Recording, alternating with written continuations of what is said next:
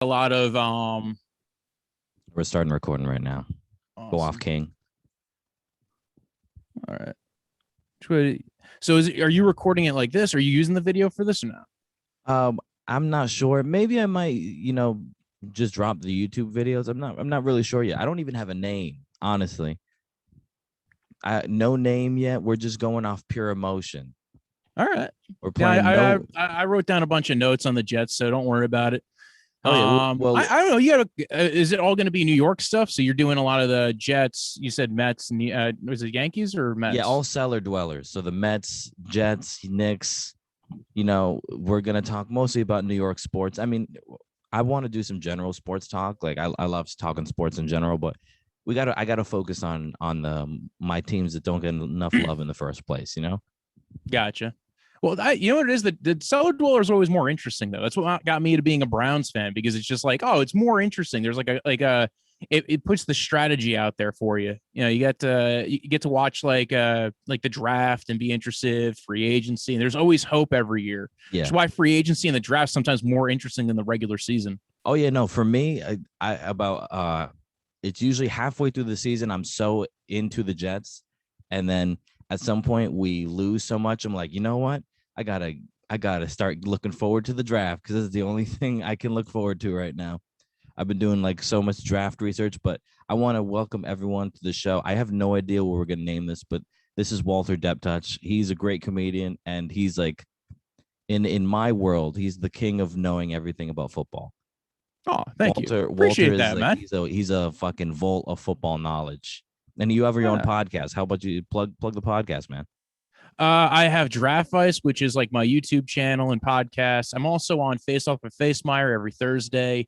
That's like a blogspot radio thing. And then every Friday now, I'm also on and those two things are produced by other people, but and then every Friday I'm on Let's Talk Football with Dan David Harris on the Let's Talk Sports Network, and that's going to be on Roku starting in January, so that's kind of cool.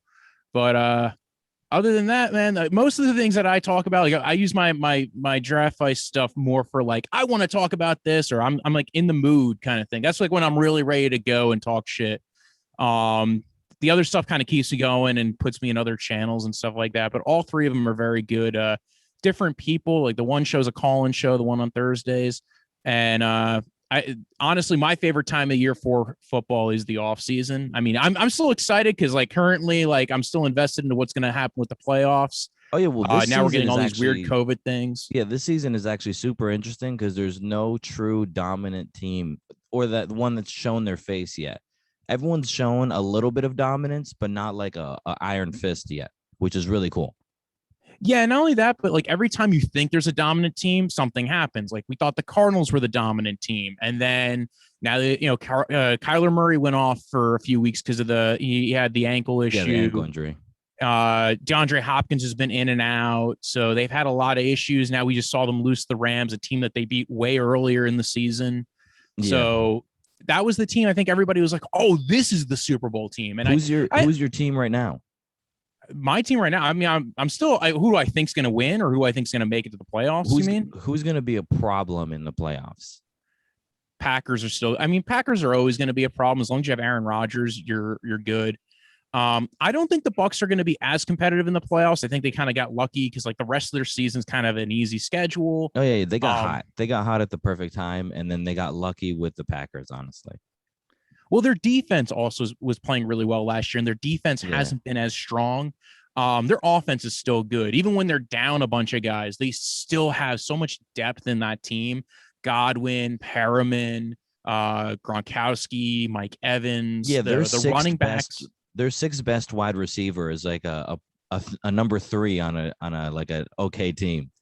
They're stacked. Yeah, like Scotty Miller and Perriman. I mean, Perriman hasn't been good on most other teams. He's been bouncing around, but he seems to always be like consistent on the Bucs. Jets fans know, dude. We know all about Perriman, and he's not I'm not a fan. He seems to only work with the Bucs and the Browns, and then everywhere else, he's never shown any kind of like track that you need to utilize him correctly. And I think that you need to have a quarterback who has a strong enough arm to get to him deep, kind of play him at X receiver. He's going to be taking the top off the defense, maybe a little bit of red zone stuff, but you're really not going to utilize him in the red zone too much. And again, there's also been a lot of talk over the years that he has motivation doesn't love issues. football. Yeah. He's one of those guys that stops running his routes like halfway through. I've always noticed that when he was playing with the Jets, it was like, no, you could have got to that ball, but you just gave up on the play halfway. Yeah, he just kind of, I remember hearing a report from even the Detroit Lions camp last year, and they were one of the Detroit Lions reporters said, like, I checked in with him and he just seemed kind of checked out. He went to the Bears, didn't do anything. And listen, going to the Bears, their quarterback situation, I like Justin Fields, but I think, like, given the whole situation of how they've kind of handled everything there, you weren't really expecting much. The problem is he went to two bottom seller teams right now, like the Bears and the Lions, and it just hasn't really worked well for him in those spots. He needs, like I said, a quarterback who's got a strong enough arm, deep accuracy, and he's got to be invested in the team. And that's the thing. Like, even though Tom Brady doesn't always get like the props for being a strong armed quarterback, he can sling it. He's doing well, and he's honestly his average depth of target this year and last year is probably better than it was when he was with the Patriots. Now, granted, you also need wide receivers to throw to who were winning on those routes. When he was with the Patriots, towards the end, who were they throwing to? Like, they got rid of Brandon Cooks right away. People open. Yeah, like it was like Jacoby Myers and and N'Keal Harry and guys who weren't playing well and took some time to develop. Like, now they're playing better, but now they're 3 years in. It's a different situation now when you're talking about that. So I think the Bucs, with Brady, it's just such a nice situation. Like, he picked a good spot to go to. The offensive line, they drafted Tristan Wirfs. He's been a find. So I think they're still always going to have a shot, as long, their offense is always clicking because they're a matchup nightmare. Then you look at, again, I think that the NFC is going to have a lot of, like, it's going to have like an 8-8 team that makes it into the playoffs that maybe gets hot later on. But I'm not super impressed with the NFC altogether. I feel like, in the NFC, if the 49ers get in, they're a tough team to play. I wouldn't want to play the 49ers on a wild card game, because I think that, like, the 49ers are like the type of team that's going to make a 12 or 13 win, like a big winning team, look bad. And what's the funny thing with the 49ers is, like, 4 weeks ago, everybody's like, Kyle Shanahan sucks. He's not a good head coach. He look what he's doing with Brandon Ayuk, and he's not playing him. And, like, you just don't know what goes on behind the scenes. And then the next week, all of a sudden, they're like, whoa, Deebo Samuel's just this crazy chess piece. Now they got Kittle working again. Now their run game's good. Like, listen, like, most people don't like. I think it depends on what your opinion of Jimmy Garoppolo is. Yeah, I'm not impressed with Jimmy, but he works. He works for their offense. Yeah, and Kyle Shanahan gets the most out of guys that you probably wouldn't get more out of from other coaches. So I don't think Jimmy's like a really great long-term piece. But for the 49er system, he can do it, and that's enough. Yeah, if he was like on the Patriots, I think it's the one other team that he would work well on. I think everybody else, he's limited. Yeah, well, he's like, Andy Dalton. Like, it's exactly. And maybe a better version. I don't know. Like, I'd have to, but the other thing is he's been consistently injured. Jimmy, and that's always the 49ers problems. If the 49ers are healthy, they're a motherfucker. They're a problem. They run the ball, they can go off play action, and they always play good defense. But actually, that's a great segue. D-line's great. Yeah, that's a great segue. Because who coached that defense? Oh, yes. Robert Saleh, the head coach of the Jets, that's actually the main topic of today. We're talking about the Jets. So I'm just going to go from the top. The Jets, I think, is a team had a lot of bad luck this year, and they're also not playing to the amount of talent they have, honestly. Like, they are devoid of talent, but they also there is some talent there that I feel like they're not getting the best out of them, which is a little frustrating. I kind of agree to an extent. I think some of what you said first with the luck thing, injury was a big thing for them. Oh, this year. Mekhi Becton hasn't played in weeks, although they've gotten decent play out of George Fant. He's been a solid pass protector, not a great run blocker. I think the signing of Morgan Moses in the offseason was a great move. I think he's been solid for them. I think the question is going to be, do they try to keep him? Do they keep George Fant? Fant's on like the last year of his deal. I think he's going to probably, in his deal, I think it's like $9 million. They might be able to re-sign Moses for a little bit cheaper for a 2-year deal. The defense has saw so many injuries, and it's, and I think I went into this year expecting that defense not to be great anyway. Like, even if they were good or a middling defense, I thought that would be impressive because, the corner room was not great. Carl Lawson tearing it was an Achilles that he tore. Yeah, Achilles tear, which is killer. And then Vinny Curry going out for the year. When you lose your edge rushers, which are super important in solid system, I was like, this is going to be a brutal year. Yeah, and Vinny Curry, I think, was more of like a rotational guy, like veteran depth dude.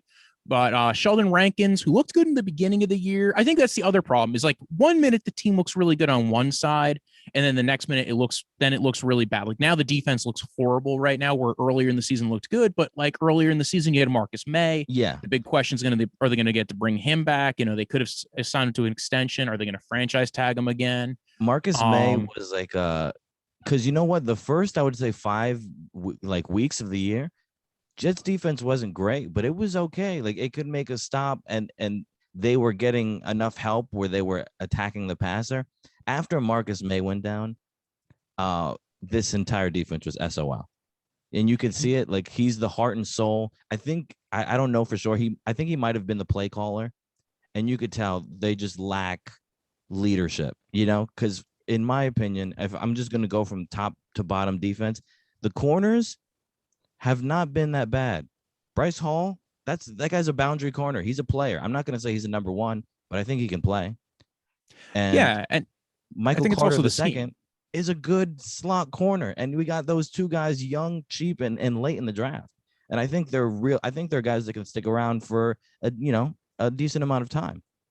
Our linebacker situation, I think, is where we're really bad. CJ Mosley has obviously lost a step. He's, I know that the Jets fans really like him, but I see him miss coverages. I see him miss holes a lot. And he's still our best linebacker, but he's not been great. Quincy Williams has been cool, but he's also another guy. He misses a lot of assignments. He's very fast and he's a hard hitter. He misses a lot of assignments. And then with the Jets D-line, I feel like is a complete they're just not performing. And I feel like it's because they don't have the edge rushers, but also they're putting like John Franklin Myers is on the edge right now. That guy's not an edge to me. Yeah, well, they did extend Franklin Myers, and that was kind of, I think, a big deal. Him and Williams are the best guys in the D-line currently. You were right about CJ Mosley, and the problem is that's a leftover from McCagnon years, and they're still on the lock for what's up. His money is huge. He's like $15 million. It's like insane. Yeah, and his money, I think he's kind of hard. I looked at the contract situation for him. He's kind of hard to get rid of next year. Yeah, it's good. Unless they just kind of want to for this year, next year. You have to. He's also going to be 30. So that's the other problem. It's like they guaranteed so much money to him. He's got so much money pushed out into next year. If they cut him, they lose money on him, which is insane to think. Unless they come up to an agreement with him or try to trade him or they try to make him a post-June 1st cut, they're going to have some issues getting rid of him if they want to do that. Jared Davis hasn't been great, although I think that was a flyer issue for them as well. They were trying to see what they can get at linebacker. Yeah, whole team. I think the team revolves around safety. They were just like, fuck it, we'll try anything at linebacker, and they didn't get any real tangible thing that we can like. This is a guy like they're lucky they got Quincy Williams because he's not perfect, but he can at least play. Yeah, he's been solid for a guy who was like a 6th rounder who got they took off like who got waived by the Jags or something. They got him from nothing, from just off the street. They just got lucky with him. And you know what? I think he can turn into a decent linebacker, but he's nothing to write home about. He's middle of the pack. Like I don't think he's going to be one of those guys that's going to be a huge difference maker for you. But I feel like this defense really could be better if if we didn't lose both our safeties. Ashton Davis, that pick from 2020, has been terrible. He's a bust for sure. He misses coverage. He takes terrible angles to tackles. I think he ran really fast, like a 4.3 or something like that. Doesn't play like it. plays like an old man just because Yeah, he's out of position all the time. yeah, I think he was also drafted maybe not for that scheme. And I think again, maybe when you get to next year, he has another year in that system, it might affect that.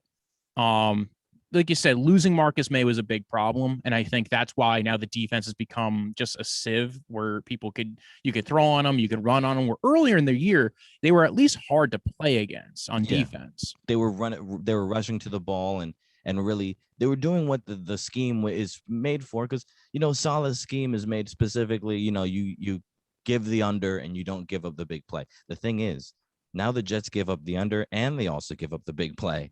So it doesn't matter. You can do whatever you want. And you saw with the Saints, the guys were playing 8-9 men in the box, and the Saints were running for 5-7 yards every time. It's crazy. Yeah, but also Taysom Hill like had some of those weird runs that it's hard to sometimes it's hard to contain some of those athletic QBs that he had that weird like 40-yard TD that they just didn't stop him on. That's kind of like, and I watched a lot. I did try to pull up some more of the all 22 on the offense for that game because I've been trying to. I think the real question going into next year, because again, the other thing is they didn't spend a lot of high picks this year on defense. The first defensive pick they spent was like in the 4th round on Michael Carter on the second. Yeah, it was the 4th or 5th round. Like one of those guys. I think it was like Nazir Adderley. Those guys. So they spent a lot of later picks on defense. So I think this year going in, it might be a little bit more even split. They have a few more picks. I think the offense is kind of where I think some of the nervousness gets with this team, especially with Zach Wilson. The offensive line, they had a lot of they had George Fant now has to play left tackle because Mekhi Becton's not there. Elijah Vera Tucker has shown some good. And again, it might take a year because he's an offensive lineman. He is an interior offensive lineman, so he should bounce back a little bit better. I think he's decent. I think he can become something really good for you. He's had some ugly moments, but the guy can run block like a motherfucker. And yeah, and again, if you get blocking. And if you get that whole offensive line healthy, depending on whoever's going to be right tackle in the future, whether it's Fant or Morgan Moses, or they draft somebody, I do like the guys that they have there. I like the future of Elijah Vera Tucker. Mekhi Becton, when he's healthy, can be a mauler. Now you have to hope he's not going to have the same issues he had last year, where he came into camp a little overweight and some of that stuff. The trade for Lawrence Duvernay-Tardif I thought was a good move, and I think he's been pretty solid for the Jets. I mean, with Greg Van Roten was the worst player in the end. If anyone follows me on Twitter, I had a vendetta against Greg Van Roten since the preseason. Me and him have been beefing. I've been saying that he needs to get out of the lineup, play Dan Feeney, do whatever you can. Greg Van Roten is not the move. He was the worst pass blocker, couldn't run block. And you see it once they put Duvernay-Tardif in, this line is decent. Yeah. It's not a bad line. It was just Greg Van Roten. I mean, everyone was running up the A gap. Yeah, thankfully, I think they'll be getting rid of Greg Van Roten, which should open up about $3.5 million in the offseason. Yeah, it's a bit of cash. And then also Connor McGovern's been pretty solid for you guys at center. Although I do think maybe they do look to move on from him at some point, because I think he's kind of like a holding spot. Maybe they try to draft a guy this year.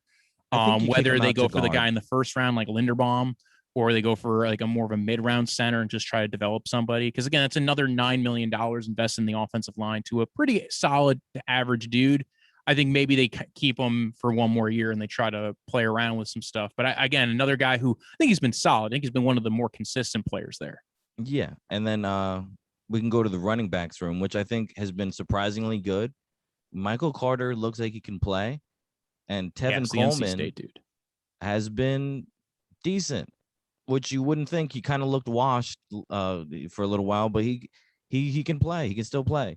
And I think if you keep him, and then Ty Johnson, I know he had that really brutal game last week with the 3 drops, but in 3 drives in a row too. Yeah. Although one of those drops, I want to say Wilson's one of those fault. One of those drops was 100% Wilson's fault. But we can talk about. I'm gonna go really hard on Wilson. I'm not gonna lie. I haven't been happy, but I think this running back room is good. We're happy. I'm happy with it.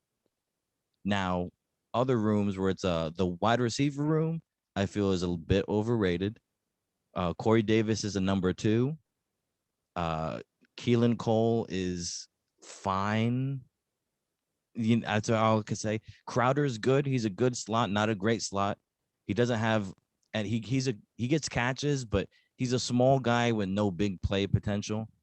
He doesn't really fit the scheme either. Like that was the Yeah. big talk in the offseason, was that they were even going to look to maybe get rid of him, but they liked him in the locker room. The dude who I like in the receiving room is Elijah Moore. Oh yeah, he's a beast. And now he's on IR, so that kind of sucks. But I think that's more because, like, they didn't want to again, he has an injury. They don't want to overexert him, put him on IR, bring him back later on if they can. So I like him. Corey Davis, you're right. He like him and Devontae Parker are kind of like, they have those up down moments where it's like, and also health has been an issue as well for him over the years. Well, he has a case of the dropsies too. Corey Davis has been very up and down with his catches, and I feel like he's like hurt Zach Wilson, where Zach Wilson has wanted to lean on this guy, and this guy's just straight up dropped a lot of balls for the kid. And he was leaning on him early on too. Like that was the first few games of the season was he was just throwing to Corey Davis.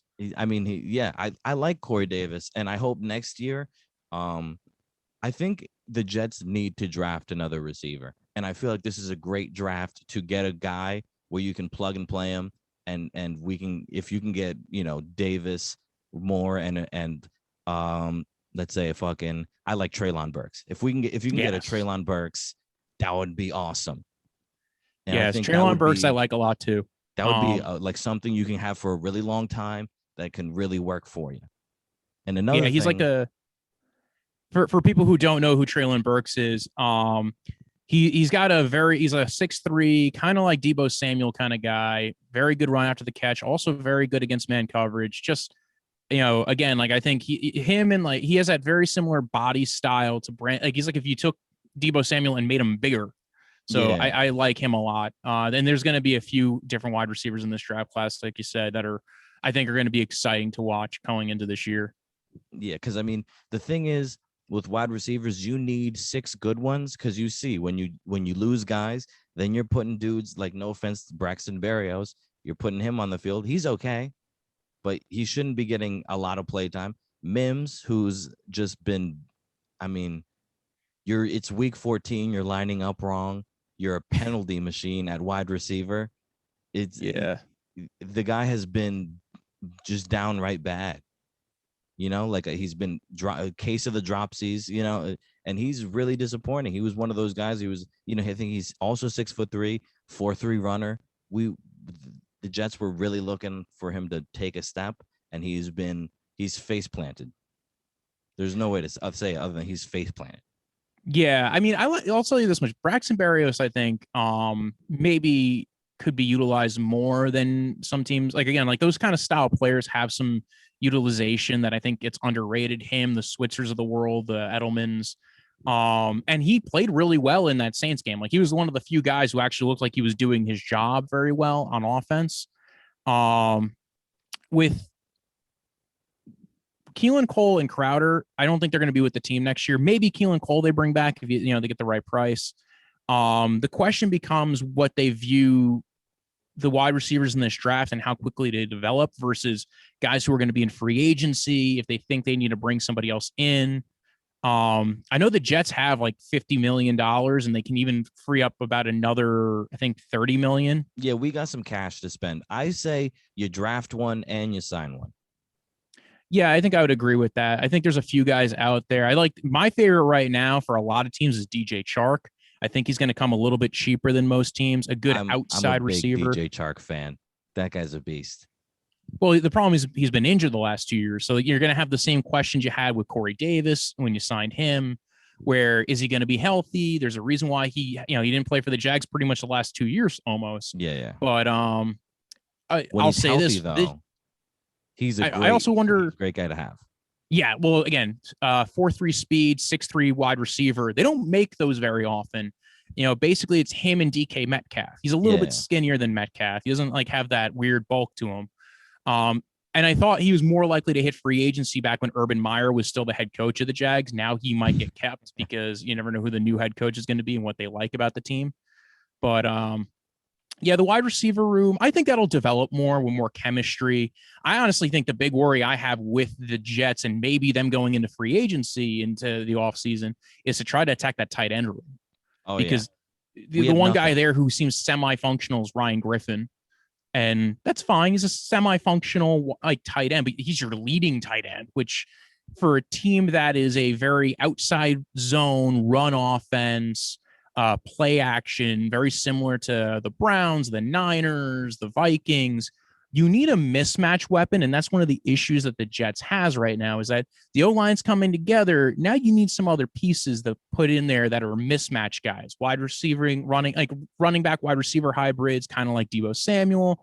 Mismatched tight ends. There's going to be a lot of guys in this free agency class. OJ Howard is a free agent coming into this year. Evan Ingram. I don't know if anybody really wants Evan Ingram. He's really more of Uh, a big slot guy. for the right price, I will take Evan Ingram now. If Yeah, you like if you can get anybody. him on the cheap, I think it's a nice little pickup. Yeah, I think anybody's good for the right price. So again, Evan Ingram probably will be a cheaper dude. Um, who else? There was one more I thought I had on here. Oh, here we go. Zach Ertz. If they're looking for more of a veteran guy, I don't think he's been a part of that kind of an offense. He's also not a really good run blocker, so he's more built for that like Frank Reich RPO style. Or if you're playing it, if you're like, maybe the Cardinals keep him, but again, I think OJ Howard, Hayden Hurst with a very similar scheme. I think multiple similar schemes actually, but again, another tight end who probably won't come super expensive because again, he's a former first round pick, but he got traded to the Falcons. I don't think And they isn't want he to a keep little bit him. old? Hayden Hurst, isn't Yeah, he he? was older when he came out, so Yeah. he's in the mid to late 20s now. So I think he's probably a guy maybe they can get for the cheap that maybe they could see, oh, maybe we can get a little bit more out of him. I know he's shown bursts with Matt Ryan, but he hasn't been a star either. Um Gasicki's technically a free agent, but I don't think He's Gasicki's no going to one's end gonna up get being. Gesicki. They're gonna sign him. Dolphins are gonna nab him up. But the tight end room is actually a great thing to open up. Talk about Douglas, who is the GM for the Jets, where I feel like he's done some good things, but he's also left us very lacking in certain parts. Where you go after this 49ers style West Coast offense and you give them no tight ends. You don't even sign a fullback. We signed a fullback like halfway through the season now. Like this team loves, this offense loves tight ends, fullbacks. Like they use things like that, and he just lacks like the fine details. He kind of misses where things like a kicker, um, just tight end play, like backup Yeah. quarterback. He's not signing things that are like they're little details, but that's what makes a roster great. Yeah, and I think it's also hard to get good tight ends. Like, yeah, they could have went hard after Jonnu Smith and Hunter Henry in the offseason, but there's a certain point where you're only going to spend so many assets on something. So maybe they didn't look at it and say, okay, like we had to spend money here, we can't spend money there. Like they spent a lot of money in the offseason on the defense. Rankins, Carl Lawson, they brought in Vinny Curry, they franchise tag Marcus May. So they spent a lot of money last year. And I think they probably looked at that as, okay, you know what? Let's not spend money on some positions that maybe won't fit, will fit, we don't know, and we're not like familiar with enough with some of these guys. Sometimes it's like familiarity with those guys in your system too. So say like, I don't want to say Jared Cook because well, even like if David Njoku became available, right? I hope he's not because I'm a Browns fan, and I love the guy. But if David Njoku became available, very similar scheme the Browns run, very good tight end, has been a mismatch weapon for him. Pretty much has been one of their best offensive weapons this year. If he became available, he's familiar with the scheme. I feel like that would be a good get for them. Yeah, he's worth the If the money. Browns were to make Austin Hooper available, because I know that they're kind of getting to the point where it's like he's an expensive contract. I think they'll keep him for one more year, but I think he's going to be eventually traded. That's another guy who's familiarity with that system and that scheme. There was somebody, Jared Cook has some familiarity with it with Anthony Lynn's offense as well. So if you're running that outside zone play action, you're trying to get mismatched tight ends. Sometimes guys who've been in a similar system work for you. Yeah, I would love. You know what? That would be a dream. It's not gonna happen, but now you got me hoping. But let's move over to the quarterback room. All right. Zach Wilson. I'm gonna be honest. I was really into it. I loved him on the film, the arm, the moxie. He's got. I think we all got swept up in his swagger. You know, he really is a big confidence player, and he has Yeah. been. I know it's been tough for him, but he's been downright bad. Not rookie bad, just bad in general. You're right. Historically, the numbers historically are saying this guy is a bust. All right. So let me back you off the edge a little bit, right? So and now I do think that maybe we look at it and we go, okay, maybe he's not. I think the worry for me with Zach Wilson is he's probably not Patrick Mahomes, which some people were kind of saying like a year or so ago. He's probably not that guy. Although we don't know because we never saw Patrick Mahomes with a bad head coach or even a mediocre head coach with no like Patrick Mahomes went to the Chiefs, sat for a year, sat behind a solid quarterback with a great head coach who's had 20 years of developing quarterbacks. Kind of a good situation.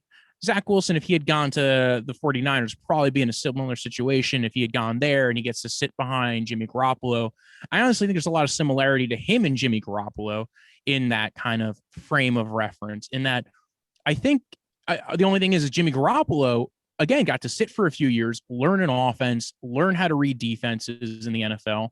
And that's a complex system. When Matt Ryan first entered that system, he had troubles reading defenses with it and getting adjusted. I think it was a huge interception season for Matt Ryan that first year. Mm-hmm. Fast forward to when Kirk Cousins had his first year with Stefanski and Clint Kubiak. His first year, his first half of the season, he had problems, adjusting to that offense. So again, two quarterbacks who were veteran quarterbacks who have been in the league for 6-7 years and have had some of their better seasons in those offenses, had some struggles their first year. Even Aaron Rodgers in LaFleur's offense, again, very play action, outside zone style, had some struggles his first year with it. Not necessarily struggles, but it seemed like the run game was getting more off to a start than the passing game. And then second year in that offense, dude, he was the league MVP. He was amazing. So I think there's some adjustment. Like I get people go like, oh, he's throwing into double coverage. It just looks bad. There's some things I get with that. And I totally agree. I've watched some of the games and his ball placement's a little worrisome sometimes, especially on like that screen pass to Ty Johnson. Just like skipping screen passes, like not being remotely accurate. That's my thing. He's being like jittery in the pocket when there's no pressure. And say what you want about the Jets. The O-line has been good in pass protection for about 6 weeks now. Like he's getting sacked and they're his fault. There are 6 seconds coverage sacks. You know, like he's this pressure that he's worried about. It's happening too fast for him. He needs to get off the field. You need to put Flacco in there. You need to put White in there and be like, look, you got to watch. You got to watch these guys because you saw when any other quarterback played, the offense moves. Yeah, and I think that one of the issues he had this week was a lot of the top guys were out, so he didn't have Corey Davis, he didn't have Elijah Moore.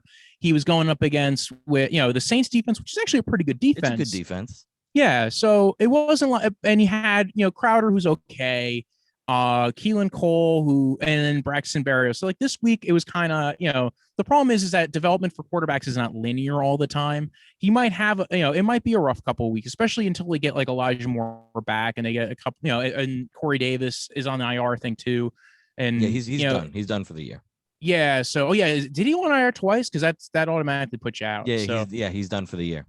All right. So he's gonna have some growing pains this year. I think like you're saying, like, yeah, like it's sometimes he's getting the coverage sacks, sometimes it's not. And the thing I actually kind of was curious about with Zach Wilson is I watched the Saints game and then I also looked at his stats. I'm like, he's not rushing very much on his own. Like he's not breaking the pocket, which was something he did a lot at college. Well, yeah, like at BYU, he was running so much. I think the coaches have he's recently started running now. He has this problem where he won't step up in the pocket. He only goes back. And it's a huge problem because when he gets sacked for like 15 yards. Like he really needs to learn how to get confident and step up in that pocket because really he's getting killed. Early in the year, he was getting killed on inside rush, but we fixed that. Now he's letting these outside rushers just get coverage sacks on him. You got to step up in the pocket. And we've seen it many times when he's running up into the field, he'll throw a pick when he should just tuck it and get 6 yards. Yeah. I think that's something I think will come with knowing that offense a little bit more too. You start feeling, okay, this guy's out. I don't have time. I'll get to it. I have to move. Because again, like now the real worry is he maybe Mitch Trubisky? Like that's kind of what you worry about. That's my worry. I think, and I don't know.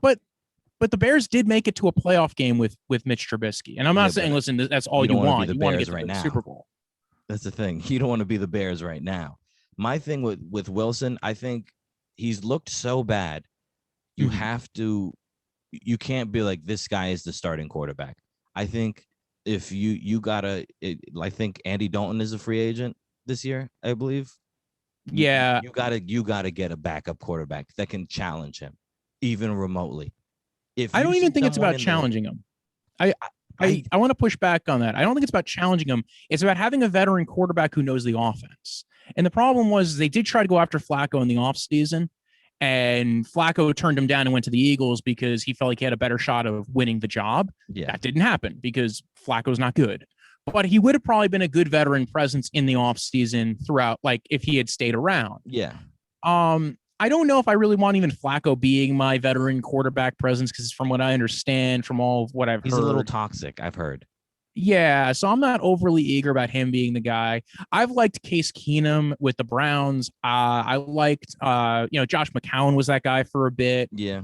The Brian Hoyers of the world, like he, getting that guy in there who's like, okay, like I know my career is not being the starter, not being the star, but I can help. I can help bring the rest of the offense. I think that there's a very the value of having a veteran QB in the room, just in the room, is great, because one, they're taking you along and they're showing you like how to start in the NFL. You saw it with Sam Darnold and Josh McCown. I know Sam Darnold's best year was maybe one of his rookie year. And that's like the insanity of it. And he had that veteran presence in there, and you have that ability to bounce the ideas off of them. And not only that, they're getting the backups ready. So if you have the backups get injured, now you have like your starters get injured, your backups are more ready because they're playing with a guy who has a very solid understanding of the offense. So I think that was their biggest folly, I think, in the offseason with Zach Wilson or any quarterback they were drafting. I think kicker and backup quarterback were huge blunders this year that made Joe Douglas look really bad. Yeah, but then it made him look good because they had Mike White, who played pretty well for a couple of games. And then the Mike White thing was 100% luck. The Bengals just gave him 5-yard completions. That's the Bengals. Reason. The Bengals are weird. That's a weird ass team. Of all the teams that might make it to the playoffs, it's like they could beat like the tough teams, and then they'll lose to teams that it's like, if you have the thing with the Bengals is if you have a quarterback who has a strong enough arm and who could throw deep, they're going to get screwed on you, because they play this weird zone defense that works really well against like Ben Roethlisberger, because they beat Ben Roethlisberger twice. But then they're playing the Browns, and it's like the one time the Browns score like 40 points in like the last like 6 games. So they seem to be built very specifically. And then again, like they just can't stop like deep ball strong, like Herbert, Mahomes, like guys who could throw the deep ball very well. They just have a hard time stopping. Well, they have. I think quickly into the Bengals. Their secondary is questionable all over the place, and they really need to focus on getting a safety, maybe a safety and 2 corners. Like you need a lot of help. But what's the corner situation? Also, the defensive coordinator is not great. Lou Amarino, and they're also very undisciplined. It's a very zone-based defense. You're right. They are very undisciplined. Von Bell's okay. It's strong safety. Jesse Bates, I think, is underrated. And I think if they let him go in the offseason, they're going to be making a mistake. Yeah, but like, Chidobe Awuzie is an okay corner. He's like a solid corner. Trey Waynes, who really hasn't played for him much in the last 2 years, he's an okay corner from like the Vikings. And again, and then Mike Hilton, he's been okay for them. So they have old, man. Mike Hilton is. Yeah. How long has been Mike Hilton's played for? He's got to be in his 30s, right? He might not yet. He might be like 29. I feel like he's been playing forever. Yeah. Well, that's the thing with the slot corners. Because also when you hear their name and then they disappear for a bit. Yeah. The D line there's kind of nice. And again, even when they've had injury, they've been pretty good. Like I like the D tackles they have. They traded for BJ Hill. They have Larry Ogunjobi. DJ Reader's been a great get for them when they got him in the offseason 2 years ago. Trey Hendrickson. Yeah. Trey Hendrickson, I think a lot of people kind of poo-pooed that signing, and they ended up trading the same contract they would have given Carl Lawson. They gave less guaranteed money to Trey Hendrickson, and Trey Hendrickson's been more solid for them. Hubbard's been really good for them as well, a third-round pick a few years ago. So that D-line's been pretty good for them, and I think that's covering up some issues, especially stopping the run, because that was a big issue they had for the last 2 years. Their linebackers aren't great. Their safeties are kind of meh. And then Logan Wilson is good. I like Logan Wilson. Logan Wilson's good. They have a couple, like I said, they have a couple of guys, but they still have, again, safety room's not great. Other than Jesse Bates, and the corner room's really bad. Yeah. I think, again, it's pretty much why they're only playing zone. But actually, this is great because we're going to move into draft territory. So Jets right now have 4 and 7 in the draft. I don't think it's going to end that way. I think we're probably going to be 5 and 11, somewhere like that in the draft. I think we're only going to go up from here. Maybe not, because the Jags and the Texans are playing each other. So that's at least one win. And then if one of them wins again in the next 4 or 5 games, whatever the amount of games are left, I think, 4 games. Well, I'm calling it right now. The Jags are going to go on a run. Now that they lost Urban Meyer, they're going to play well. I'm calling it. Possible. What's funny is that's one of the things I thought was kind of like, everybody's like, oh, well, he went to this team that had such horrible talent. I'm like, they really didn't have bad talent, and they had all the assets in the world. Do you want to talk about that for 2 seconds? I thought the Urban Meyer fiasco was so bad because it was crazy. He got, because I think people were talking about this Jags team winning 7 games, and I don't think that was out of the realm of possibility. Like, you have a good running back, you have a decent quarterback, you got decent receivers, you got a good defense, downright good. I'm gonna say it. Like, should not be better. A bad team. Like, the defense, when you look at the talent there, should be better. I know, it's crazy. It's crazy. Like, they signed Shaquille Griffin, who I like him as a corner. They traded away CJ Henderson to the Panthers for peanuts. So that was the insanity there. And that's one of the things I go, Urban Meyer, you're a dumbass. He chicken drafts ETN because he wanted to draft Kadarius Toney, and he didn't think anybody was going to draft Kadarius Toney before you. Yeah, that was dumb. Although on the one side, at least he was right about Kadarius Toney being a solid player. Yeah. But on the downside, you didn't get him, so it didn't matter. Like, if you wanted him, go get him at that point. I'm not a big fan of trading up in the draft, but if you're really like that guy where you're like, I got scared and I wanted my guy and I didn't get my guy, drafting Travis Etienne probably wasn't the best strategy for you then. And I don't even think Etienne would have been a bad player if he got to play this year, but given the other players that were available, defensive linemen that were available, Barmore, Gregory Rousseau, Jason Owe, so many guys who could just add to that front 7 so much. Yeah, if you wanted to go, linebacker, Jeremiah earlier this year, I told you Rousseau was going to be a beast, and I think a couple people the media was poo-pooing him in the draft process, but I was like, they don't teach that size and skill, or not that skill, that size and speed and strength in a normal man. You have to pick this guy up. And now the Bills are reaping the rewards. I'm so mad. I also kind of give credit to the Bills for being good at developing some of their talent as well. Yeah. And seeing I don't think they expected him to be as good and as usable right away. I think one of the issues was for people drafting Rousseau last year was he didn't play for a year. His body type wasn't real. He had a great body type if he put on weight, but the last time we saw him play was he was 250, and now he's 275, and you just didn't know if that was going to translate, how his body would translate. And a lot of his wins were up the middle against centers and guards. So it's one of those things that he went in the right spot. If he, him going in the top 10 was a little risky, especially given when you look at that whole draft class. First off, the edge rushers in that draft class, which I was a big fan of that draft class for the edge rushers, because I thought it was kind of a cool pick your poison thing. There's going to be a lot of different guys, always been good. I think the guy who got the Bengals guy who got injured in the offseason actually probably would have been good too. I can't remember his name off the top of my head. Jalen Phillips has been good for Miami. He's been a beast for them. So there's been a long line of dudes that like last year it was just a good draft class for edge rushers, but it was where are you willing to take the risk? Was it Owe and the Michigan guy who maybe didn't have the production that you were super excited about?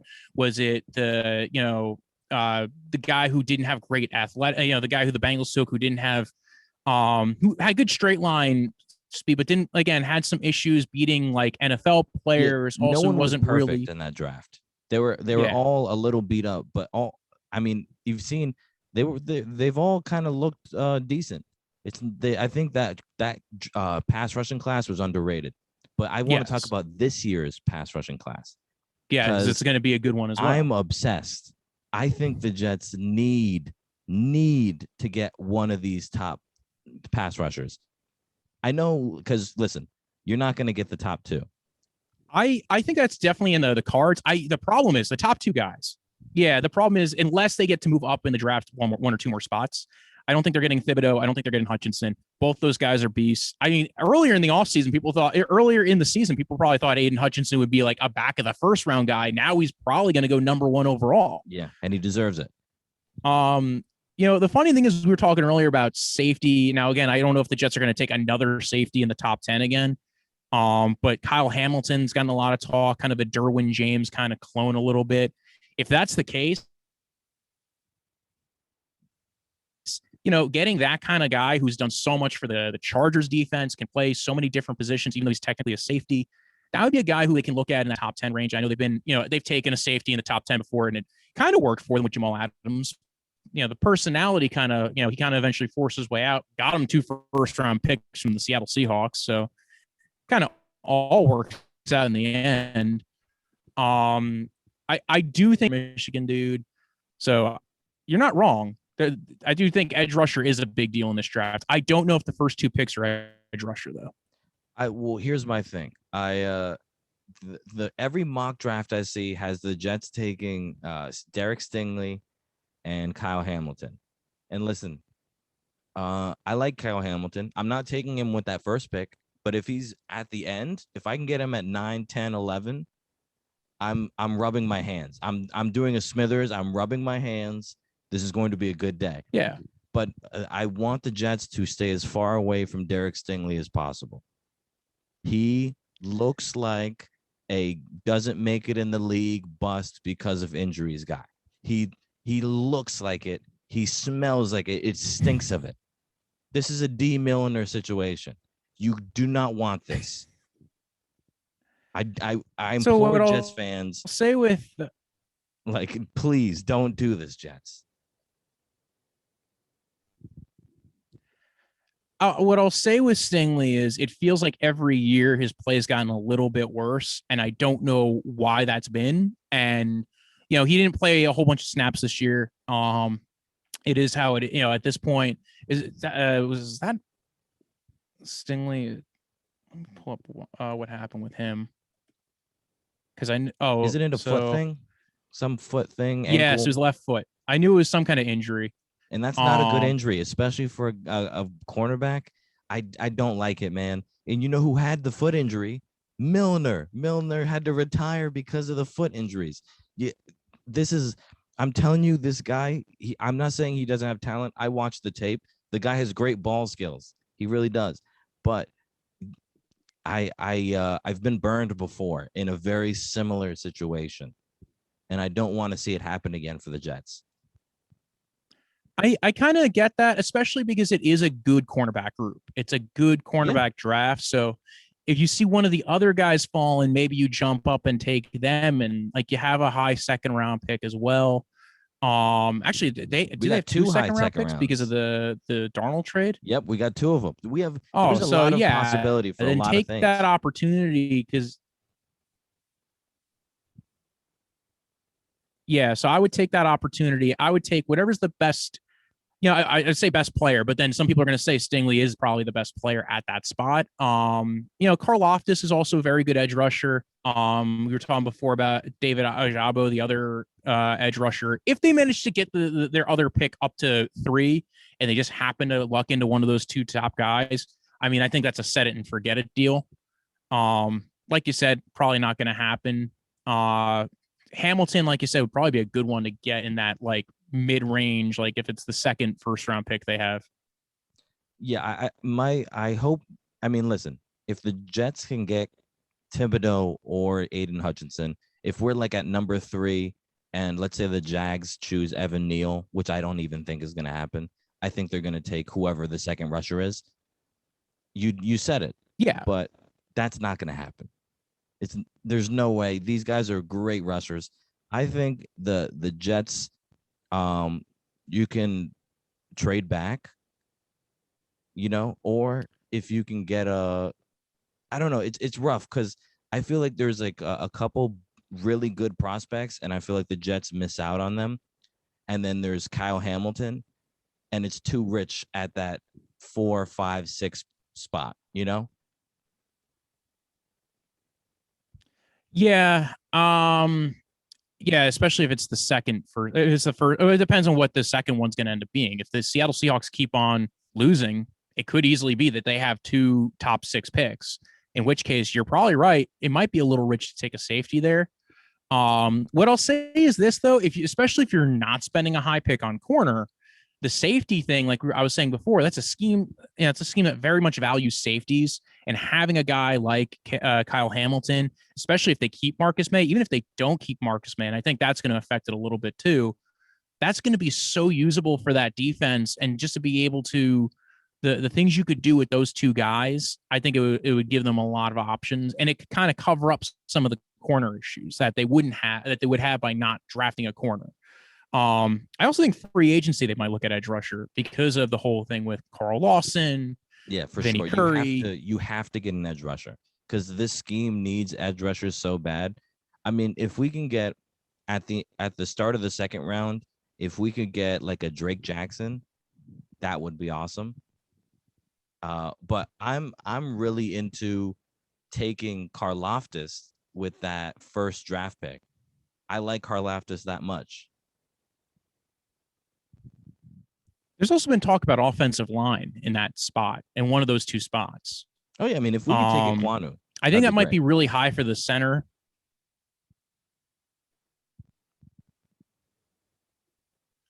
So I think that's also been a lot of talk over there. Well, also there's Charles Cross out of Mississippi State as well, and Neal. Because if Neal's there, wouldn't you want to take Neal? I don't think he's making it out of the top 3. All right. Yeah. Well, but again, I don't know if the Jets are going to be a top 3 pick. I'm telling you, I don't know what's going to happen with these 2 teams. You're probably right. They're at least going to probably be tied with the Texans at the end of the year. And the Jets could easily win another game. It's possible. The way I see it, I don't think the Jets win another game. I feel like the Jaguars are going to smack the Jets next week. I think the Jets could get to number 3, maybe. But I'm gonna say they're gonna be 4 or 5, and then I think the Seahawks win a couple games and it ends up being like 10 or 11. I think they're gonna get like 5-11, 5-10, something like that. And you know what? I'm happy with it. That's a great night. Yeah, that's still a high to mid first round pick. Yeah, I can't imagine the Seahawks are gonna be. They have to win a couple more games this year. Just because the coaching staff, the quarterback, there's a lot of pride on that team. And a lot of people are fighting. And then for their jobs. And it also comes down to the question of if Russell Wilson's still going to be there, because that's going to affect a lot of like they could trade. In the offseason they might trade Russell Wilson. There's a lot of talk of him going to New York Giants. One of the questions I have for you: there's a lot of guys who might be leaving. Who do you think is like the most valuable one for them to try to keep? Because they have like Morgan Moses, Marcus May, Lawrence Duvernay Tardif. I think for Nate me, Shepard. I don't love Morgan Moses. He's been nice, but I wouldn't mind missing him. I think Marcus May, even though he tore his Achilles, you need safeties so bad. You can't let this guy walk out. And you know what? It sounds fucked up. You leverage him, lean on him because of the injury, get a good price. Because this guy's a good player and he knows the defense, and he's proven it every year. He's a baller. So keep him. Yeah, I mean, again, the injury is going to be the question: is how quick do they think he's going to come back from that?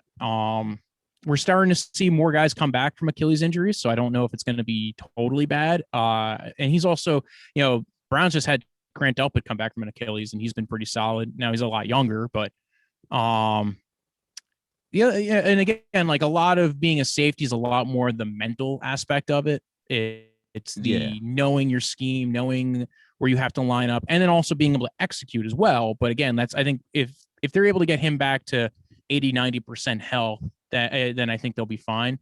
Um, and then also like like I said before, I was talking about the tight ends. There's we were talking earlier about wide receivers. Chris Godwin's going to be a free agent. That'd be an interesting one if they try to go after him, That'd because be then you'd have very that like expensive. probably, but like you said, they have the money, and if they're utilizing, it depends on how they want to utilize their assets too. If you're going to go after an expensive Chris Godwin, then you might be able to that might lower your worries about drafting a bunch of defensive players this year. Yeah. It also depends if they're going after tight ends, whatever else I think what has to happen is they have to come up with a plan. It seems like they had a plan when they came in. Some of that plan's been a little fumbled, like we were saying before, with the veteran quarterback situation, the kicker situation. Some of that got fumbled. They have to have a plan on how to keep this going correctly, whether it's okay, we're losing Marcus May, we're bringing in a safety, we'll figure that out. We're losing Morgan Moses, well, we still have Fant. We're going to cut Fant and extend Moses, or there has to be a strategy. I think their plan's always been to kind of build up the offensive line, build up the defensive line, and then I think that safety room is going to be a very important thing for them. Yeah. And now I got to ask you about, you brought up Linderbaum real quickly. Now, a lot of people are saying he's the real deal, and a real powerful inside presence is very changing to your game. Is this guy because they're saying things like Quentin Nelson, Brandon Scherf. Is this guy that? Well, again, he plays center, so it is a very it's even though they're all interior offensive linemen, depends on what you're looking for your center. I think there's going to be some teams scared off because they saw the Garrett Bradbury thing a few years ago. I think he's a bet better than Bradbury. He's better than Bradbury was coming out. So I don't think a team takes him in the top 10. I could be entirely wrong. Because as long as your center is serviceable, they're not getting all the one-on-ones. They usually get the least amount of like they usually lose the least amount of reps because they're often, if it's just four edge rush, if it's just four rushers, they're often the ones getting the double team, the nose tackle, they have to ID coverages and stuff like that. I think the value of Linderbaum is what he can do in the run game, especially if you're running an outside zone scheme. I think he'd be perfect for it. Is he going to be like as much of a difference maker as, say, Quentin Nelson? I don't know, because again, center's weird. And I think Quentin Nelson's been great for the Colts.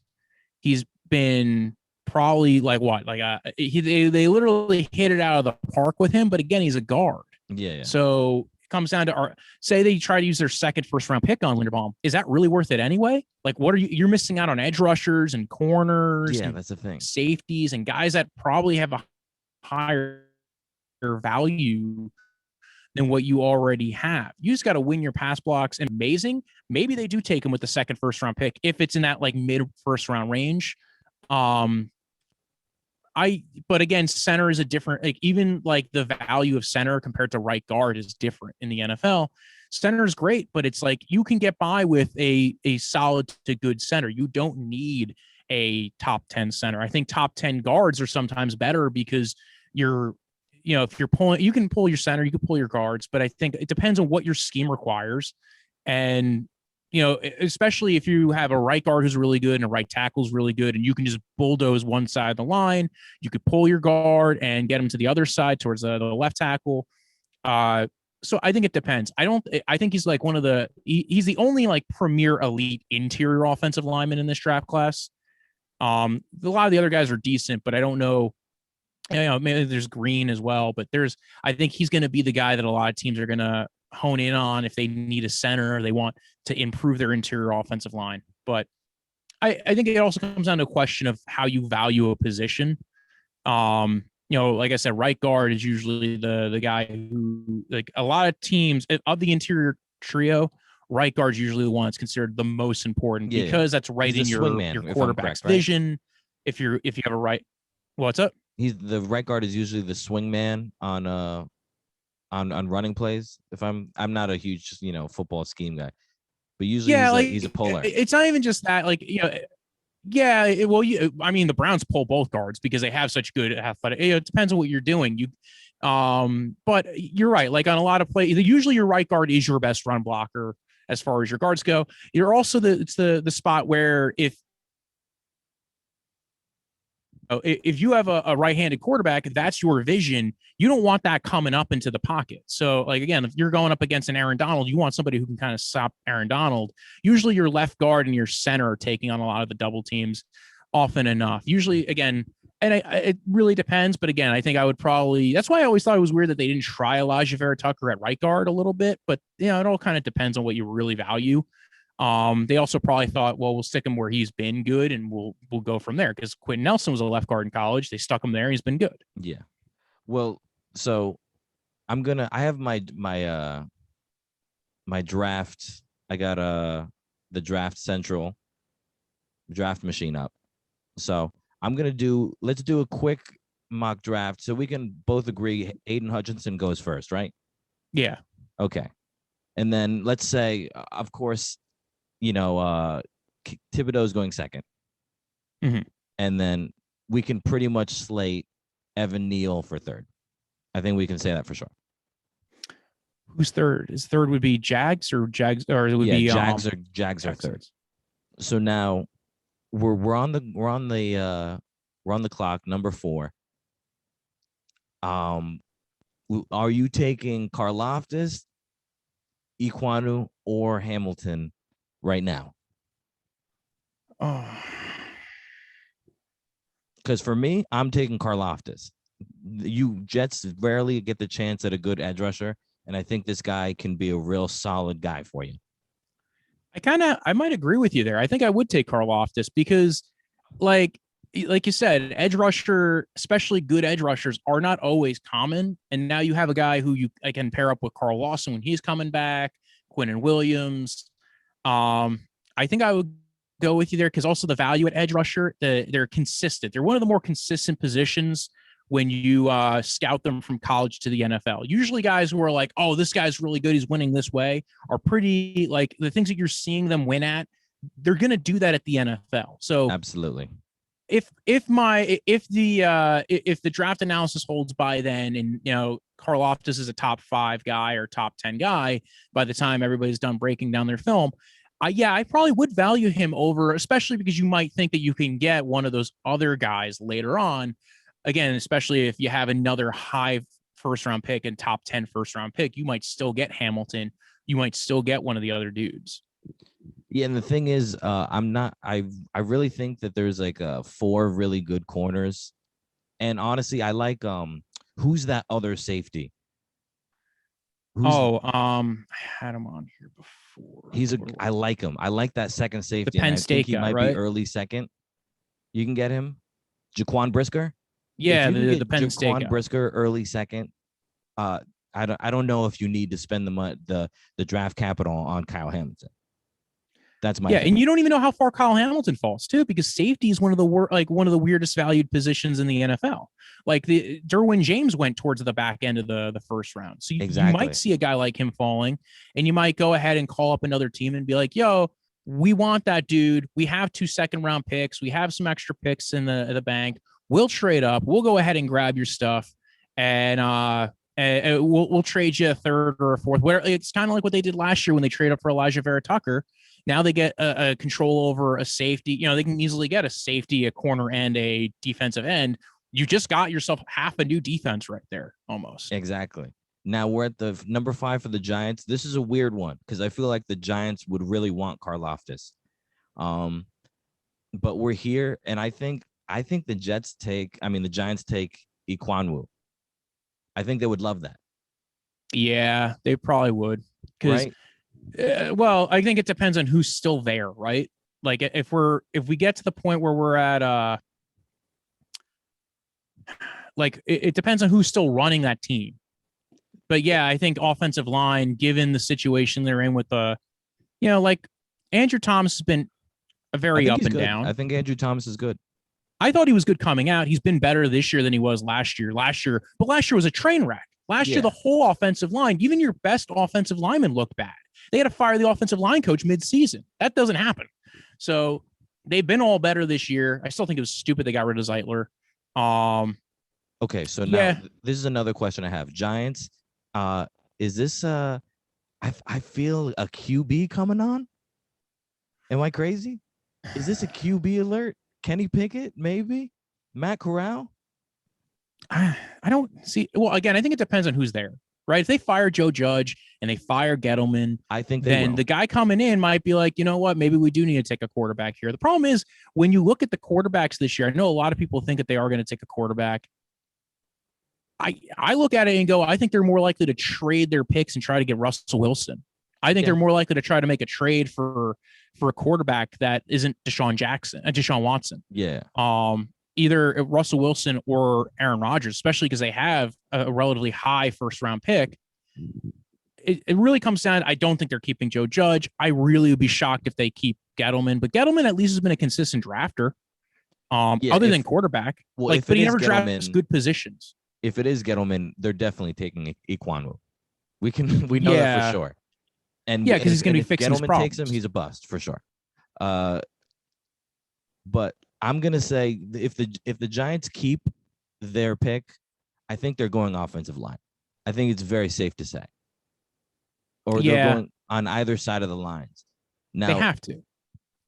What do you is this too high for DeMarvin Leal? He's a lot of people feel a lot of ways about him. I don't know how I feel about him, honestly. He's solid. Yeah, I mean, maybe a little bit. I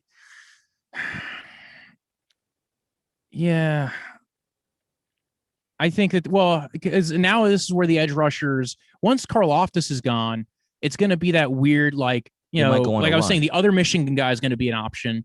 And also, like, I think they're going to look at whoever they think is going to be their team much better. Like, they've been pretty good with what they have on defense. Like, their defense started out really bad. I think the one thing I think they try to keep Patrick Graham there. Mm-hmm. Like, that's I think the one guy they want to keep. But they might get one of the. I think they might wait for the second first round pick to go edge rusher. Just because once you're out those top three guys, I think the quality gets a little bit lighter. I think it's at that point you go, okay, they also that Chicago Bears pick is going to be high too. So I think right now they're 5-6, which is awesome. Yeah. So if the Bears keep on losing, and I don't think the Bears, it depends on what happens with the Bears this week. I don't think they're going to be winning this week for sure. I think the Vikings are going to at least try to win that game.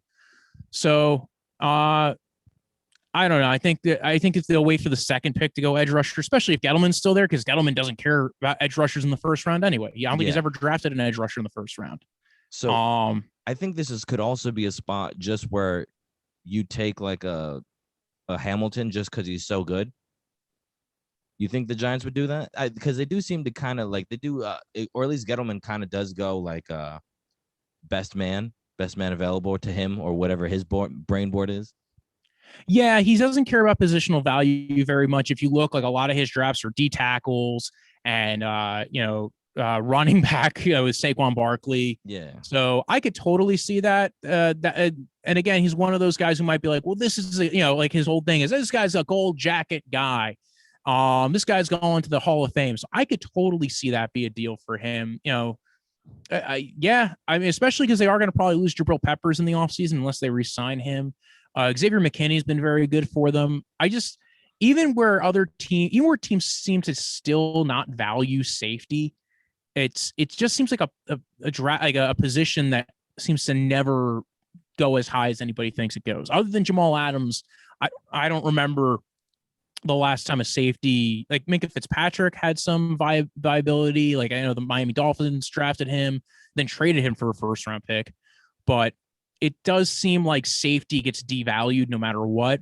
Yeah. You're right though. Like Gettleman has that habit of taking guys. It just doesn't seem like safety is one of those positions he does that with. I think he would probably, but it's not impossible. I Yeah, think so I'm gonna go right now. I'm gonna go Hamilton Ikwanwu in a real Gettleman moment. He just takes his guy, and now we're back at number 7 for the Jets. Now Derek Stingley's still here. You know how I feel about him.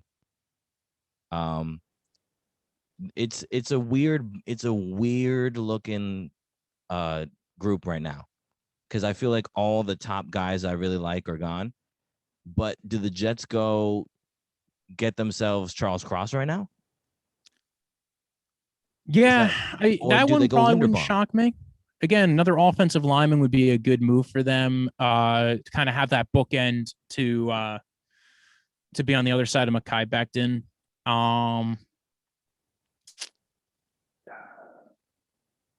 Did you say Hamilton's already off the board here? Yeah, Hamilton got taken by the Giants. Because for me, I mean, I've been a Jets fan my entire life, and the Jets have always had a Hall of Fame center. Well, yeah, my so entire life. Linderbaum would be perfect for that. Yeah, Mawai, Mangold, and then Linderbaum. I like the idea. This is a little high for Linderbaum, though, for me. I mean, I would totally get I would get people being for it. I could see them trading up to get him if he's falling more. Jameson Williams, I think I'd be very much for. You would take this guy that early? He's got the thing with him is he's got the size and he's got the speed. I don't know if I would. So again, I haven't gotten to do enough of a breakdown of all the wide receivers because all 22 of availability right now at this point is really hard. Yeah. Usually you get further into January, February, March, and more all 22 becomes available, and you just get more options to watch these guys go up against good players. But I think that like when you look at what that team can utilize, especially if you have him and Moore and Davis. Yeah. That's, now you have two guys who could take the top off a defense anytime they want. Davis is going to be the possession guy. And is it early? Yes. Is it too early? I mean, no, it's never too early. Yeah. I guess some people might look at it as a need. Like you're right. Like I think offensive line's probably a bigger need, especially because that's kind of been Joe Douglas's style. So I would probably say Charles Cross here if you were going to ask me right now, or again, if Ikwanwu is not available though, right? Yeah, he just got taken by the Giants. Got two good guys. That's the thing.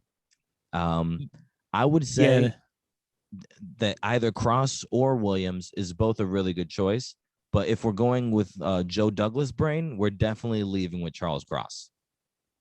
Yeah, Cross, and then Linderbaum probably not totally out of the question, but like I still feel like if it's a choice between those two. McGovern's been fine for them. And if they're not keeping Moses and they're just going to keep Fant around for one more year, then I think they have to actually. Absolutely. So I would go with that. And okay, so we got our 2 picks for the Jets. Now, second round, I'm thinking, who's the guy that's going to slip out of the first round and be the Jets' big second, like their Elijah Moore pick. I'm really hoping for Nakobe Dean. I don't think he's gonna make it out of the first round, but maybe it's possible because linebacker gets weirdly valued every year. It's like you look at last year and you had a bunch that like Zaven Collins went in the first round, and the guy from Kentucky went to the Washington football team, and then Jeremiah Owusu-Koramoah falls completely out, goes all the way back into the second. So linebacker is one of the linebacker is one of the weirdest positions on how they get value. So Nakobe Dean, you're probably right. He probably could make it down that far.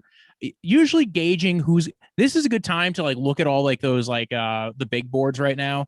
Gauge who's really popular right now, and then wait 3 months, and then you'll see like the guys who fell out. Those are the ones that are probably going to be the steals. The guys who like all of a sudden you're like, wait, why is this guy not as popular as he used to be? And sometimes those are usually the guys who, other than like injury concern, but like Barmore last year, like again, I was a huge Barmore fan. Yeah. And Barmore falling out of the second round to me was insane. Meanwhile, half the people who covered the NFL and even and most of the NFL said, well, we didn't care much for Barmore. And now he's been like one of the best Patriots like rookies probably the last 5 years. Yeah, when the Patriots got him, I was spewing with rage because I knew that this guy is going to be in my quarterback's face for the next 10 years. And it was just like, obviously, this is the kind of guy that Bill gets all the time. Yeah, You know? he's just, his mobility is so, for a D tackle. I loved watching him. I was so shocked when people were like, "Yeah, he's a second rounder." I'm like, really? Like, and again, I think that was just that D line class in general. Like a lot of people, the interior D linemen, they were kind of, I think the interior D linemen, they were absolutely right on not caring much about. But I think the fact that that whole D line class was not great. The edge rushers were great, but the edge rushers were weird. Like I said before, they had warts. And I felt like with him, it was his only real wart is he didn't get a lot of playing time. He was a rotational player. And when that's the case, it means you're probably not getting on the, it means that teams are questioning why am I drafting a first round guy who, if I'm taking you in the first round, why am I taking you if you were a rotational D tackle? So. Okay. And so we're going to finish up. I want to talk about the quarterbacks real quick. And then we're going to do a little bit of Browns talk. Gotcha. So this quarterback class reminds me a lot of the Derek Carr quarterback class, where there's not a lot of first rounders and they're taken mostly in the second. Do you agree with that? No, I mean, so here's the thing: the Derek Carr quarterback class was interesting because you had Bridgewater and Manziel. It reminds me of it a little bit because there's a cluster of guys and you're not quite sure who should be the number one. It reminds me more of the class a couple years ago with Kyler Murray, where there was a bunch of guys, none of whom really like came to the top. Yeah. I'm, as more of it gets broken down, and again, I think the Senior Bowl is going to be huge. I think 4 of these guys are going to be at the Senior Bowl, which is kind of like unheard of to be like this many, quarterbacks in a draft class that are all competing for like the top spots. I actually liked Malik Willis earlier in the year, but he has some like turnover issues. I think what he's going to end up being is like a discount, not even discount, but like maybe a version of Jalen Hurts where he's got these like really,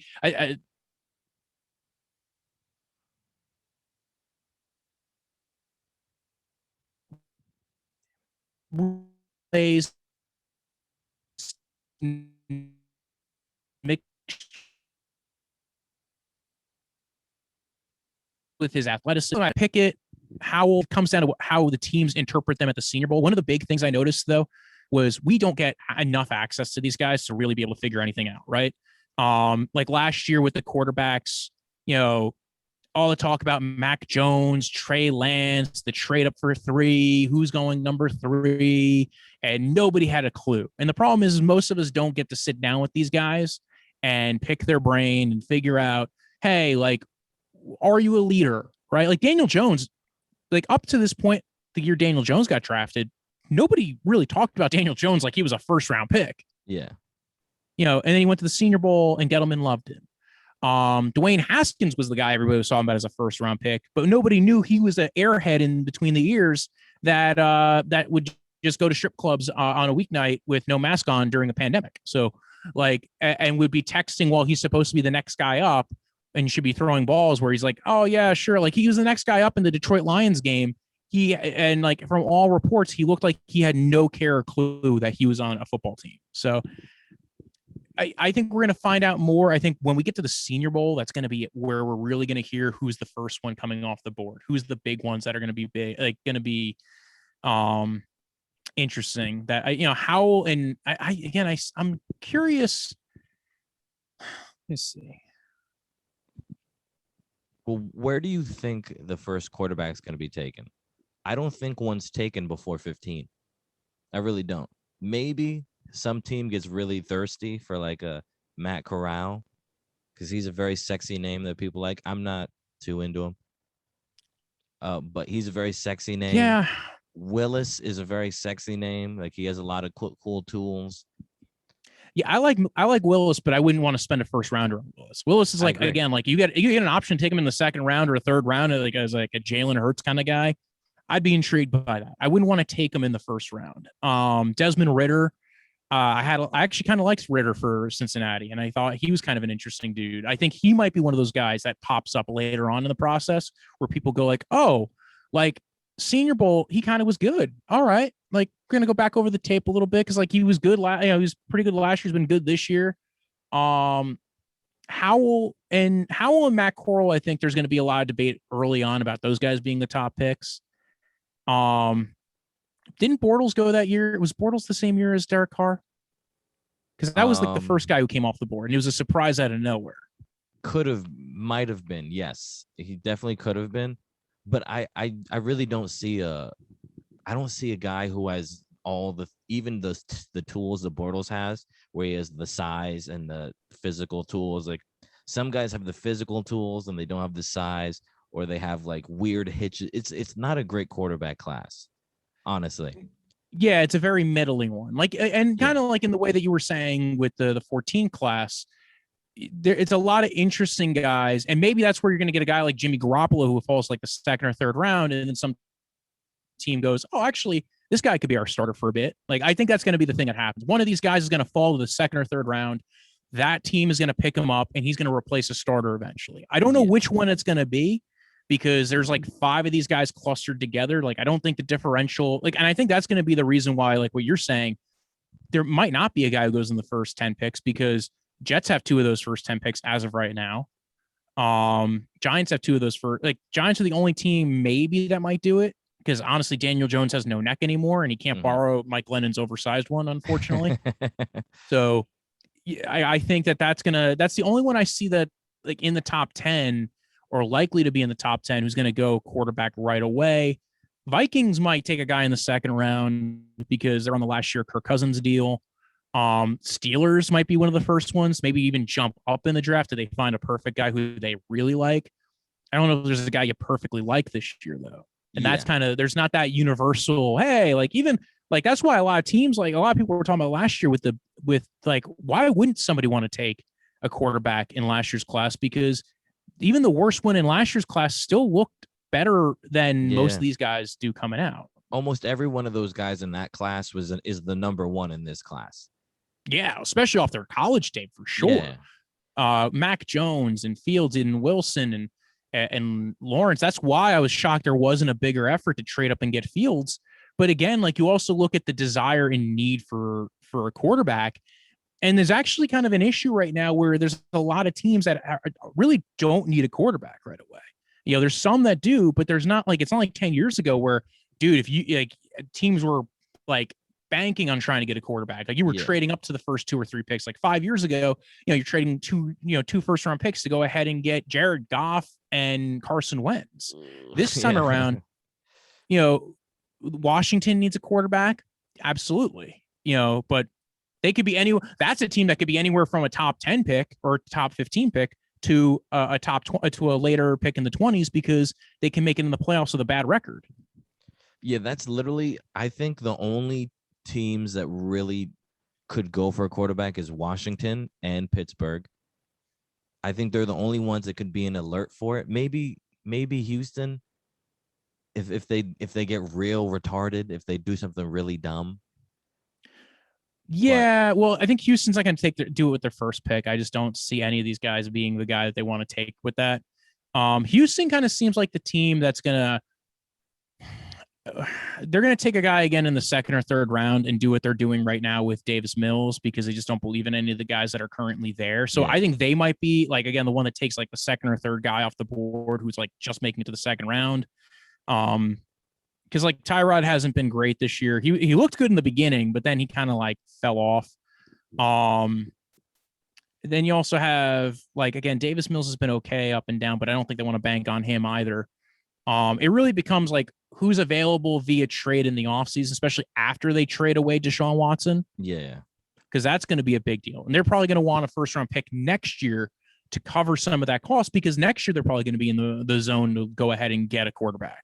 So this is actually really cool. So do the Dolphins still trade Tua after all this? He's been kind of good. Yeah. Dude, I wouldn't like I like what first off, I kind of did like Tua coming out. I kind of thought Tua's had some weird moments earlier in the season, But again, some of it was, again, he came off an injury. He came off 2 injuries, really. So with Tua, I've liked Tua. Do the Dolphins still want to keep, move on from him and go to Deshaun Watson? I think some teams might look at it and go, well, Deshaun Watson's elite, right? And like he can do things that Tua can't. But at the same time, like you don't know because, like I said before, like it's not linear. Like Deshaun Watson wasn't Deshaun Watson, the elite quarterback, his first 2 years. He had problems his first 2 years. Yeah. Tua might be a very good quarterback. He might, and again, I think it becomes a question of do you think you can get the elite guy? And the other question comes down to the guy not wanting to waive his no trade clause. Where is he willing to go? Is he willing to go to? Is he not? If Miami's off the table, who's even trading for him? He didn't want to go to Carolina, and that's kind of a big deal too. Because then if you're limiting your resources like that, who else is trading for him? The Raiders? You're telling me that Deshaun Watson, the jack-off king, doesn't want to go to Miami? No, he wants to go to Miami. He doesn't want to go to Carolina. Come on, this guy is itching to go to Miami and get jacked off. This guy, that's all this man wants. Well, that's why I go to the Raiders. They have prostitution in Nevada. He would be very happy in Las Vegas. Here we go. Raiders are going to get rid of Carr. They're going to bring in Deshaun Watson. I actually see this totally happening. Oh yeah, for sure. They're going to be in a whole rebuild too, though. They got to get rid of half their team too. Like they got to get rid of they're going to get rid of Mayock now. They don't have Gruden. What's the point of keeping Mayock when Gruden was the only reason why that guy was there? So I think they're going to be mass exes. Get rid of this guy. Get rid of that guy. And we'll see what ends up happening. I'm very curious as to who ends up being the new head coach there. And I think it really does come down to, are they in the market for? Because not only that, Deshaun Watson's contract is going to get very palatable for whatever team trades for him. Oh yeah, for sure. It's a beautiful contract. But so I got one more hot take. Gotcha. So I think these quarterbacks are all going to be dropping down. I think this is going to be a more 2 or 3 round thing for quarterbacks. And I think if you're the Jets and you really like a guy, let's say you like Malik Willis, and he's there in the 2nd, 3rd round, Wilson has been so bad, you take him. I really believe that. You take him just because how bad Zach Wilson has been. Oh, that's a rough one. I don't know. I maybe 3rd round. I couldn't do it in the 2nd round with all like conscience there. I could see in the 3rd round, just because like he's still like he's still 1 year in. You don't know how bad, it could get better. And I don't think Malik Willis fits that scheme either. I think it depends on who's there. I think Ritter would maybe be the better one if you got an opportunity for him in that scheme. So yeah, I don't know if I would be 100% on that. I think the bigger thing is making sure they get a solid trade for Case Keenum. Get somebody in that room who can help bring along your quarterback who is like, oh, I know the scheme. I know the system. I thought they should have signed Nick Mullins in the offseason. Traded for him. You brought up Tyrod. I believe Tyrod Taylor is also he's going to be a free agent this year, if I remember. Yeah. My only issue with Tyrod is familiarity with the scheme. Yeah, but I think Tyrod's seen a lot, and you see, I don't know, there's a lot of good young quarterbacks jumping Tyrod Taylor. Yeah. So I feel like if Zach Wilson can defeat Tyrod Taylor, that's a good thing, Yeah, I get that. He's been very, very good for other QBs. Exactly. So yeah, I think that would maybe be a solid one if he's available in the offseason. And his Simon Anthony Lynn's scheme is at least similar. So it's not like they're totally out on it. I thought CJ Beathard would have been a good pickup for them at free agent because that was another guy who's been in that system. You get a Brian Hoyer, but I was very shocked when they didn't go after any veteran quarterbacks, especially bringing in that system. Oh yeah, completely. But okay, so here's the last question, and this is an open-ended for you. Are you gonna pay if you're the GM of the Browns? Are you gonna pay Baker Mayfield? Me, of no. No certain way. He's getting $20 million at most for me. But what 30. about you? I would do 30. Right now, I would say 30. But here's the thing. They don't have to pay him right now, right? They have, honestly, so in the offseason, I was very much for paying him too. And I think right now the problem has been the injury. And now I think they're reassessing it. I think they say, okay, we'll give you one more year. Plus, they still have the franchise tag. So, do I think they are in a rush to pay him at this point? You don't have to be. You have one more year of control contractually with the 5th-year option, and then you also have the franchise tag. And so, if you're not sure, and honestly, I don't know how you let a guy like that walk with the history of the team, where it's like he's been the best quarterback they've had in the last 20 years, hands down. Yeah. Like that, and the second their losing streak ended was the day he walked on the field. That's the thing that people forget, is that there's a huge amount of the first playoff game that they went to the city in loves 20 him. years is with this guy. Very hard to move on from a guy like that right away, especially when, even with a busted shoulder, he's still better than Case Keenum at quarterback. Like, that's the thing I think people are underrating, is with him, this year has been a really big shit show for the Browns, injury-wise, health-wise, especially with Baker, shoulder, knee, heel. All of these injuries have kind of added up. And then you add in that the wide receiving room was expected to be one thing, and it wasn't that. Like, they had OBJ looked like it was clicking last year without him. So how could it not be clicking this year with him? And then what ended up happening was he came back. I think he didn't want to be there, right? At some point, he didn't want to be in Cleveland, whether it was the second he was there, was supposedly told Jay Glazer that, whether it was the supposed rumors that he had requested a trade at the exact same time he publicly said he wished he was with his team in the playoffs, or whether it was him coming in, during the season, and then the week that the whole blow up happened on Twitter with free OBJ, it was, and his dad posting a video and him requesting a trade. Then the thing is, there's been so much that they expected of the receiving room, and it wasn't that. They should have they probably should have drafted Elijah Moore, except the thing is that Greg Newsom's been really good for them. Jeremiah Owusu-Koramoah has been very good for them. Both those guys have made their defense that much better. Their defense is like a top 5 to 10 defense at a certain point, if this thing is fully clicking. You have so much talent on this team. So it's a travesty that you're not a powerhouse. Well, but here's the thing: the offensive line has been in and out. Like the left tackle hurt his ankle; he almost came out of every game. Then when he came back, the right tackle got injured, and there's been games where they were playing like their 4th string tackle, their 5th string tackle, because their swing tackle got injured like the second week of the season too, Chris Hubbard. So offensive line, the tackle situation's been horrible for them. And that's been a problem for Baker, is when the offensive line's not working for him, he can kind of make do with not great receivers when he's fully healthy. And if you look at that was last year. In fact, the receiving room is actually worse this year than it was last year in some weird way, even though they drafted a wide receiver in the 3rd round and they got back OBJ because they got rid of this guy, Kadaro Hodge, who's like a no-name on most teams, but he made plays for them last year in the playoffs. He made plays for them last year during the season.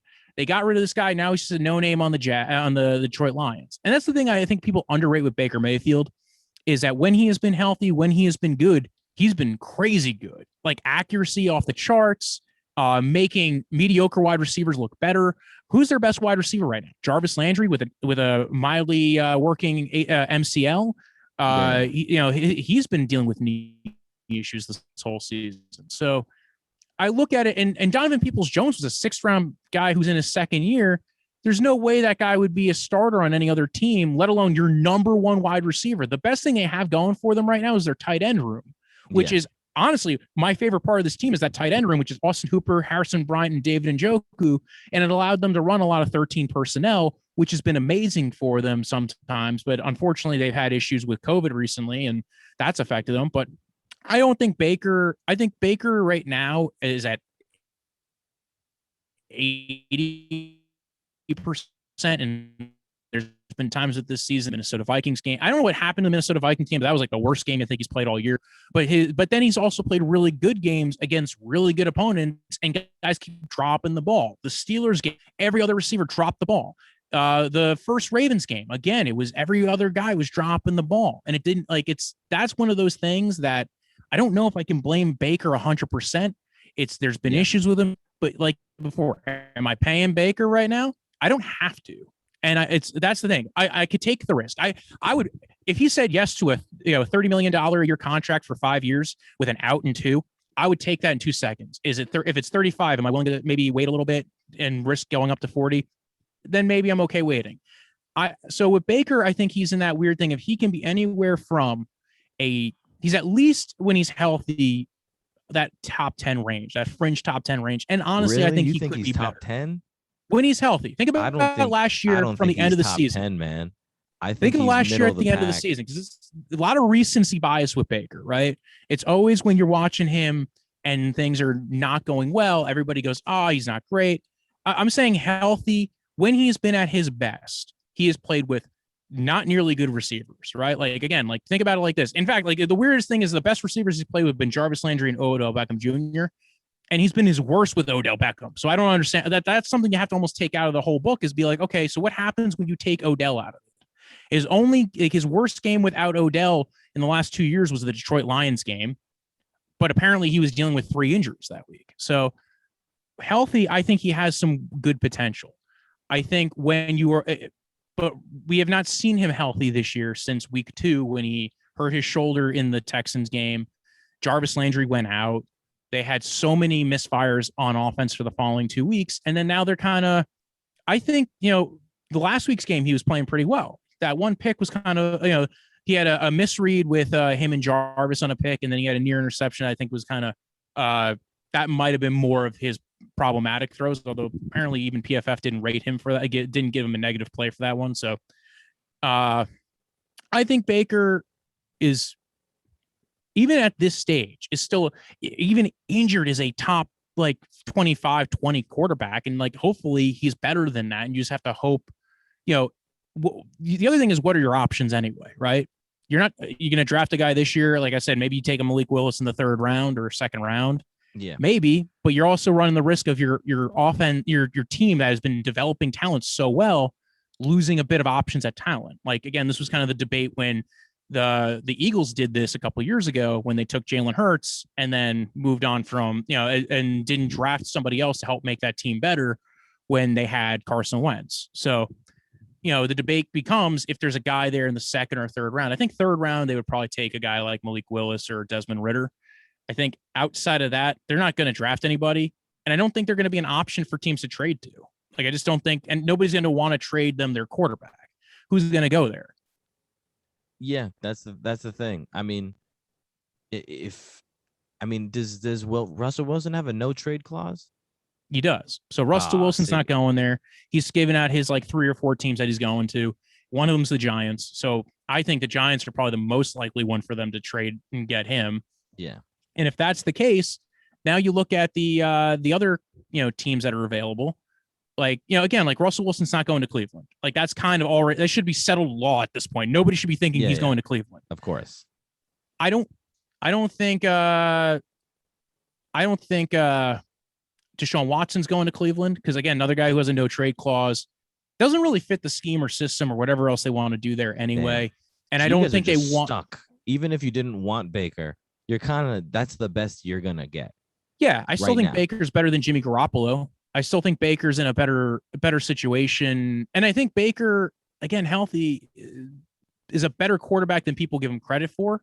And we'll just have to see at this point. Like at this point, you're not going to get 100% Baker this year. I kind of resolved that. Like, I came to that resolve this year. I still think they can make it to the playoffs. I still think they're a competitive team. And Baker at 80% is still kind of a dangerous dude to go up against. You saw it a couple, the Bengals game. You saw the same shoulder injury in the Bengals game. Mm-hmm. They went bananas against the Bengals. So it's making sure everybody's playing well. I think they got to put, wide receivers in that wide receiver room. Yeah. And maybe it's time to move on from Jarvis Landry, because, he's not really making his $15 million a year, it's kind of play at this point. It's been time. Yeah. So maybe they move on from him. They look for another guy that kind of fits the system a little bit more. The other problem is Jarvis Landry is a better fit for an 11 personnel system. Mm-hmm. They run a lot of 12 and 13 personnel, in which case Jarvis Landry's taking up a lot of the same area of the field as the tight ends. You need a guy who can take the top off of defense, beat man coverage. They could probably keep Jarvis if they came to an agreement on a contract. But I think at this stage, Jarvis is, at the current contract, he's not staying very long. and again, like health wise for him, he's the best wide receiver on the team, and not for nothing. That's not great at this stage right now. Like the other guys, Donovan Peoples-Jones, I'm hoping a lot of good for him. You guys could use a Garrett Wilson, Jamison Williams, Treylon Burks. Yeah, they could definitely be. I mean, all those guys could definitely be gone before you draft. But I think at least one of them will be there because there's 5 guys that are probably good in this draft. In the first round. 4. But I'm not an Olave guy. So Olave, I think, is probably more of a second or third round dude. I think he's going to be more. He's going to be more of that good number 2 or wide receiver. That kind of a guy. I think, Garrett Wilson's definitely better. Jameson Williams. I think they're going to be, Treylon Burks is the kind of dream for me. Yeah. Drake Jackson's another guy. I think he can get a lot of use out of Drake Jackson because when Baker's been healthy, he's been very good at throwing those 50-50 balls, going ahead and throwing. Yeah. He's not afraid to throw those tight window throws. And that's kind of what you need for a guy like Drake Jackson. Yeah. Or, you're a Baker guy. I think we did plenty enough. This was a great episode. This was a great first one. You're an encyclopedia, man. Well, thanks for having me on, dude. And by the way, you don't take enough credit for being a great comic yourself, man. You're amazing. Oh, thank you, man. Thank you. You got to make more Draft Vice episodes because you're making me sound smart when I regurgitate you to people. Awesome. I gotta hear what you have to say so I can tell my friends and I seem smart. So plug yourself, man. Let everyone know where we can find you. You can find me on YouTube. If you type in Draft Vice, I have a YouTube channel. That's where all my videos and things are on there. I'll be doing a lot more short videos as well as podcast episodes going into 2022 about the draft, about free agency. I'm also on Face Off with Facemire every Thursday at 6:00. That's a call-in show. Feel free to call in anytime you want. We do the pick'ems at 6:30. There's a Facebook group called Face Off Facemire, and that has a lot of the stuff in it. And then also there's I'm on the Let's Talk Sports Network with Let's Talk Football with Dan David Harris. And thanks for having me on, dude. It's been great. Also, Brojo Death Punch anywhere on like Twitter, Instagram, and Xbox Live, even if you want to find my gamer tag. Oh yeah, if you're trying to play Call of Duty with Walt.